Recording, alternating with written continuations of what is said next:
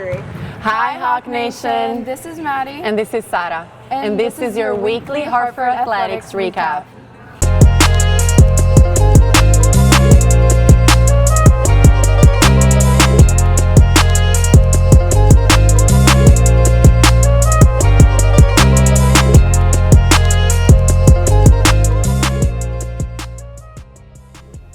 The women's golf team hosted its annual Hartford Hawks Invitational last week, where they dominated the fairways.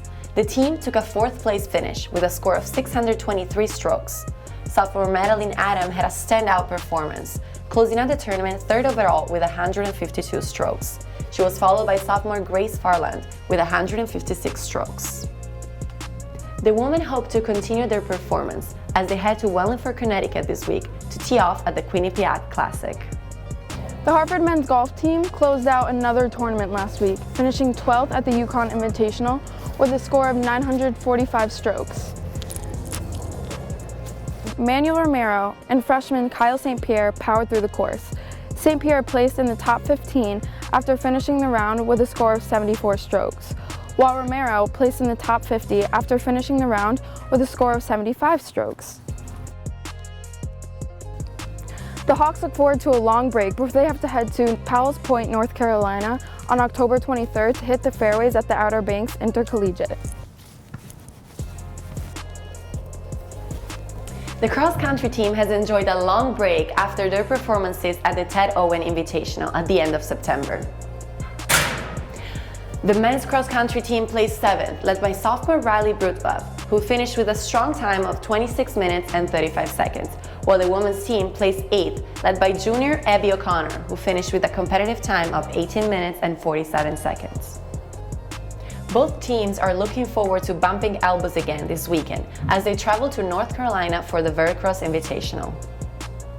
The women's volleyball team returned home last week to put their unbeaten home record to the test in a matchup with the Smith College Pioneers.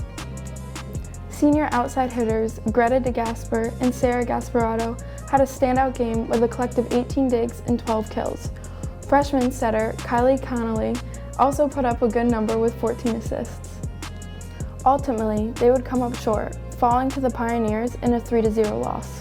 The Hawks now set their sights on their next match up in the Chase Arena against the Eastern Connecticut Warriors. The men's soccer team took on the UMass Lowell River Hawks last Wednesday, where they had an outstanding first half. Freshman goalkeeper Josh Snyder finished the first half with 1,000 save percentage, with junior forward Alex Quinones scoring the only goal for the first half. While the Hawks were able to hold the lead into the second half, the River Hawks capitalized on 3 scoring chances, leading the Hawks to a 3-1 loss. The men are back in action this week as they travel to Hanover, New Hampshire to face off with Dartmouth. The women's soccer team faced off with the Vermont Catamounts in an exhilarating match last Wednesday.